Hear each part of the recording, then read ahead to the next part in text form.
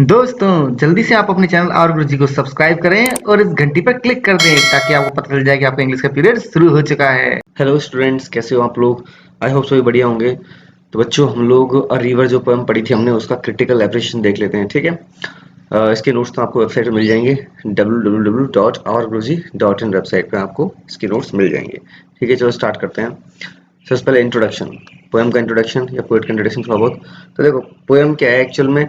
और रिवर ए के रामानुजन की पोएम है, ठीक है, जो कि पहली बार पब्लिश हुई थी कलेक्शन द स्ट्राइडर्स में 1966 के अंदर। जो स्ट्राइडर कलेक्शन था, 10 स्ट्राइडर्स करके, उसमें पहली बार ये पब्लिश हुई थी।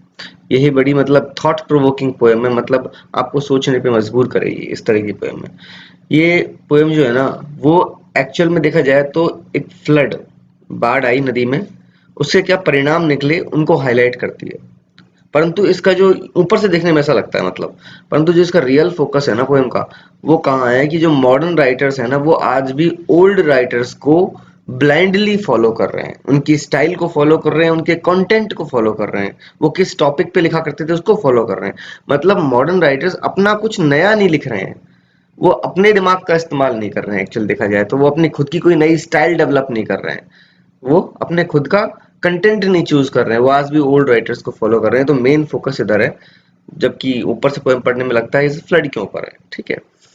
सेंट्रल आइडिया पोएम का, द मेन आइडिया पोएम का ये है कि बेसिकली अटैक करना, राइटर एक तरह से अटैक कर रहा है न्यू पोइट्स के ऊपर, कि जो एक्चुअल में देखा जाए तो वो नए पोइट्स खुद का कुछ ओरिजिनल नहीं लिख रहे हैं, कोई खुद की कुछ टॉपिक, खुद का सब्जेक्ट चूज नहीं कर रहे हैं कि किस चीज, किस विषय पे लिखना है हमको, या खुद की कोई स्टाइल डेवलप नहीं कर रहे हैं। वो आज भी फॉलो करते हैं ओल्ड राइटर्स को। इस तरह से उन्होंने एक तरह से बोल सकते हैं कि जो इन राइटर्स ने छोड़ दिया है जानबूझ के, एक इंसिडेंट, फ्लड जैसा इंसिडेंट, वायगाई नदी में आया जो फ्लड आई, उस इंसिडेंट का क्या परिणाम निकला कि एक प्रेग्नेंट लेडी की डेथ हो गई। हो सकता है कि उसके अंदर ट्विन बच्चे भी थे पेट में उसके, और 2 काउज बह गई और 3 घर बह गए। मतलब ये राइटर्स इसके बारे में नहीं लिख रहे हैं, जो ये फ्लड आ गई है। वो आज भी पुराने तौर तरीकों पे जा रहे हैं। ओल्ड राइटर्स जिन टॉपिक्स पे लिखा करते थे, शहर के बारे में, मंदिरों के बारे में, वो उस पे लिख रहे हैं आज भी। तो ये सेंट्रल आइडिया है पोएम का, एक तरह से इन न्यू राइटर्स पे अटैक करना। थीम्स कौन सी है? एक थीम तो ये ओल्ड वर्सेस न्यू राइटर्स की थीम। ये जो मेन थीम पोएम की तो यही है कि भाई सोर्स ऑफ इंस्पिरेशन, इंस्पिरेशन का जो सोर्स है ना नए पोइट्स के लिए, वो आज भी ओल्ड राइटर्स को ही फॉलो करना है। वो आज भी कुछ भी नया नहीं लिख रहे हैं, वो आज भी उन्हीं की स्टाइल को कॉपी कर रहे हैं, उन्हीं की कंटेंट को कॉपी कर रहे हैं। वो आज भी शहर के बारे में लिख रहे हैं, मंदिर के बारे में लिख रहे हैं, मदुरई शहर की, मदुरई सिटी के बारे में, इसके मंदिरों के बारे में लिख रहे हैं। वो ऐसी जो बाढ़ आती है, मतलब जब नदी सूख जाती है, क्योंकि ये नदी हमेशा नहीं बहती, वाइगा रिवर, है ना। ये गर्मियों के दिनों में बिल्कुल पतली सी धारा में परिवर्तित हो जाती है, ठीक है, क्योंकि पानी इसमें आता नहीं, बारिश का पानी आता है बेसिकली। और जब बारिश का पानी आता है, जब रेनी डेज आते हैं, तब इसमें बाढ़ आ जाती है। तो इस नदी की जो दो कंडीशन है, एक तो सूखने की और इसमें बाढ़ जाने की, इस कंडीशन है, इनको ये पोइट इग्नोर कर देते हैं।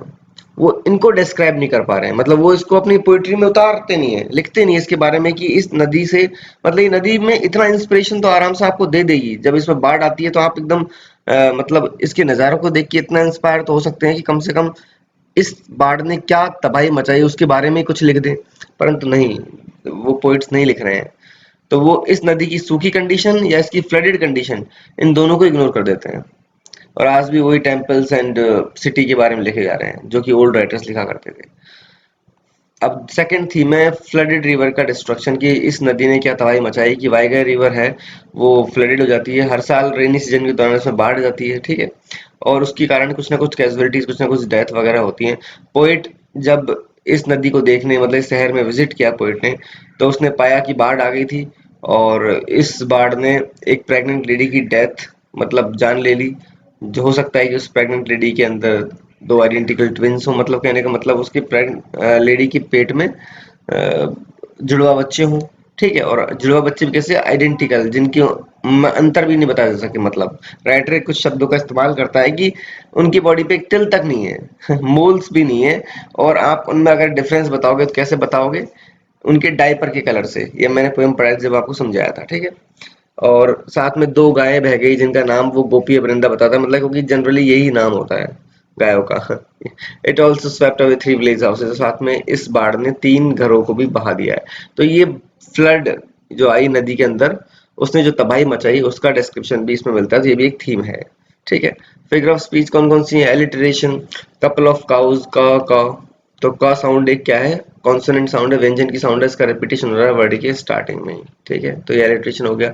सिम्बली, सिम्बली में क्या होता है कि भाई दो ऐसी ऑब्जेक्ट्स को हम लोग कंपेयर करते हैं बेसिकली, जिनका कंपैरिजन नॉर्मल टाइम्स में हो नहीं सकता, और कंपैरिजन कैसे होता है? लाइक या एज जैसे शब्दों का इस्तेमाल करके। तो द वेट स्टोन्स, गीले पत्थर, ग्लिसनिंग लाइक स्लीपी क्रोकोडाइल्स, वो चमक रहे हैं जैसे कि सोते हुए कौन? मगरमच्छ। अब कोई सोचेगा पत्थरों का मगरमच्छ से क्या कंपैरिजन है ना, दो बिल्कुल डिफरेंट चीज होगी ना, इनका कंपैरिजन किया जा रहा है, पर फिर भी कि चमकते हुए पत्थर कैसे नजर आ रहे हैं? लाइक स्लीपी क्रोकोडाइल्स, सोते हुए मगरमच्छ जैसे, तो ये सिमिली हो गई, ठीक है, डायरेक्ट कंपैरिजन।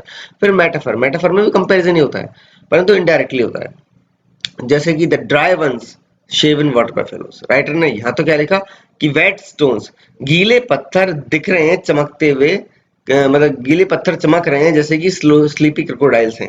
और यहाँ लिख रहा है सूखे, क्या है? सूखे हैं पानी की भैंसे।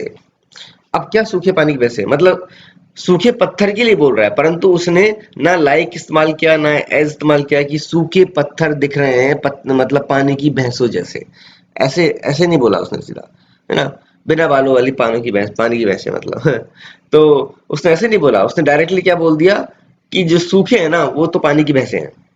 वो तो क्या मतलब पत्थरों को डायरेक्ट संज्ञा दे दी पानी की भैंसों की, वाटर बफेलोज की संज्ञा दे दी सीधी सीधी, मतलब तुलना दिख ही नहीं रही हमको, हमको सीधा क्या नजर आ रहा है कि सूखे हुए तो क्या है? पानी की भैंसे हैं। तो सूखे हुए क्या? सूखे हुए पत्थर हैं, वो कैसे हैं? पानी की भैंसे जैसे हैं। कहना तो यही चाहता राइटर, परंतु उसने लिखा कैसे कि सूखे हुए तो पानी की भैंसे हैं। तो ये मेटाफर होता है। जैसे मैं पहले भी एक एग्जांपल देता रहता हूँ अक्सर, कि अगर कोई बोले कि वह लड़की तो चांद जैसी है, तो हम बोलेंगे भाई चांद को कंपेयर किया गया लड़की को, मतलब लड़की की सुंदरता चांद से कंपेयर की गई, लड़की जैसी है, चांद की जैसी है, ठीक है, ये तो सिमिली हो गया। और अगर मैं बोल दूं वह तो चांद है, सीधा ये बोल दूं वह तो चांद है, ठीक है, तो अब मेरे कहने से वो चांद थोड़ी ना हो जाएगी, पर मैं कर क्या रहा हूँ? तुलना ही कर रहा हूँ, अभी भी तुलना ही कर रहा हूँ कि वह तो चांद है, इसका मतलब चांद की जैसी सुंदर है, परंतु मेरी तुलना क्या है? छुप गई है, इनडायरेक्टली हो गई है, तो वो मेटाफर हो गया, ठीक है। अब एनियमेंट, एनियमेंट में क्या होता है कि भाई इसमें पोएम में बहुत सारा एनियमेंट यूज हुआ है, ठीक है, हर लाइन में एनियमेंट ही है देखा जाए तो, इसको एनियमेंट भी पढ़ते हैं क्योंकि ये जे साइलेंट हो जाता है, एनियमेंट, ठीक है। तो एवरी समर पोएम की एक लाइन, अगली line river dries to trickle, ठीक है, और अगली लाइन इन द सैंड। तो पोएम की एक लाइन, अब इस लाइन में सेंटेंस पूरा हो ही नहीं रहा, सेंटेंस अगली लाइन में कंटिन्यू है, ठीक है, इसमें भी पूरा नहीं हो रहा, फिर वो अगली लाइन में कंटिन्यू है इन द सैंड, तो 3 लाइन में वाक्य चल रहा है, ठीक है, तो इसको बोलते हैं एनियमेंट, कि जब पोएम की जो लाइन है, एक लाइन के अंदर सेंटेंस कंप्लीट नहीं हो रहा है, तो वो अगली लाइन में कंटिन्यू रहता है, और तब वो और अगली लाइन में कंटिन्यू रहे, तो इस डिवाइस को बोलते हैं एनियमेंट, की जब कई सारी लाइंस में, पोएम की कई सारी लाइंस में एक ही वाक्य चल रहा होता है, तब जाके वो कंप्लीट हो पाता है, ठीक है। अब है next पोइग्नेंट description using imagery, imagery का इस्तेमाल करते हुए बड़े मार्मिक डिस्क्रिप्शन दिया है पोएट ने, वो है उस मतलब बेसिकली डेथ उस लेडी की। तो पोएट बहुत ही मार्मिक तरीके से उस सीन को डिस्क्राइब करता है जब वो प्रेग्नेंट लेडी डूब रही होती है, वो इमेजिन करता है और फिर लिखता है कि जो लेडी है ना, हो सकता है कि उसके पेट में ट्विंस हो, ठीक है, और वो ट्विंस क्या कर रहे थे? वो kicking at blank walls even before birth, वो पैदा होने से पहले ही पेट के अंदर खाली दीवारों पर लात मार रहे थे, क्योंकि जब वो लेडी डूब रही होगी, when there mother was drowning, जब उनकी माँ डूब रही है, तो डेफिनेटली कि वो भी तो मर रहे हैं अब साथ में, उसके साथ में, तो वो बेचारे बिल्कुल होपलेसनेस में, बिल्कुल निराशा के भाव में पक्का मतलब पेट की दीवारों पर अपनी लातें मार रहे होंगे खुद को बचाने के लिए, परंतु वो ऑब्वियस सी बात है, जब माँ मर रही है, वो पेट के अंदर है, वो खुद को नहीं बचा सकते। तो बहुत ही मार्मिक तरीके से जो डिस्क्राइब किया है ना, कि वो बेचारे होपलेसली लाते मार रहे हैं पेट के अंदर, just to save themselves, but they couldn't do that, वो नहीं कर पाए ऐसा, ठीक है। तो ये डिस्क्रिप्शन, एक इमेज आप कल्पना कर सकते हो इन लाइंस को पढ़ के, कितनी कैसी मतलब एक तरह से रियलिस्टिक इमेज क्रिएट करी है पोएट ने, ठीक है। नेक्स्ट, इंडियन सोसाइटी का डिस्क्रिप्शन, जैसे यार एके जो रामानुजन है, ये तो मैंने पहले भी कई बार बता चुका हूँ कि एके रामानुजन में इंडियन एलिमेंट्स खूब भरे हैं, ये मतलब इंडियन पोएट्री तो लिखते ही हैं, परंतु इनकी पोएट्री में आपको इंडियन सोसाइटी के एलिमेंट्स बिल्कुल क्लियरली नजर आएंगे, यहाँ पर भी ऐसा ही है। पोएट ने बहुत ब्यूटीफुली डिस्क्राइब किया इंडियन सोसाइटी को, बहुत सारे एग्जांपल्स दिए हैं, जैसे फॉर एग्जांपल एक चीज तो ये हो गई कि भाई जो वाटर गेट्स हैं ब्रिज के वो क्लॉग हो गए, वो जाम हो गए हैं। किस लिए जाम हो गए? क्योंकि औरतों के बाल आ गए हैं उसमें, औरतों के बाल, कचरा, वो सब आ गए हैं। वैसे तो ये विदेशों में भी होता होगा, परंतु ये इंडियंस जाने जाते हैं इन चीजों के लिए। यहाँ पे हम सब कुछ कचरा नदी में फेंक देते हैं, देखा जाए तो। और नदी में बाल वगैरह तो, बाल तो हमारी नालियों को जाम कर देते हैं, तो नदी जाम कर दी, बताओ। तो ये चीज है ना, विमेन हेयर, ये इंडियन एलिमेंट्स हैं। ठीक है। काउज, काउज का नाम इंडिया में गोपी वृंदा आमतौर पर मिलता है, गायों का नाम। तो राइटर ने भी डायरेक्ट इमेजिन कर लिया कि यही नाम होगा उन गायों का जो बह के गई। ठीक है, तो उसने भी नाम गोपी वृंदा रख दिया उनका। तो ये इंडियननेस है, देखा जाए तो। ठीक है। एक हैबिट, कि भाई नदी कैसे बढ़ रही है, कितनी बढ़ गई है, उसको दिखाने का तरीका कैसे, स्टेप्स को काउंट कर रहे हैं। जो बगल में घाट पर जो स्टेप्स होते हैं ना, स्टेप्स मतलब सीढ़ियां, उनको, जिनका इस्तेमाल उन नहाने के लिए, उन सीढ़ियों का इस्तेमाल नहाने के लिए या फिर दूसरे कोई रिचुअल्स होते हैं उनके लिए इस्तेमाल किया जाता है।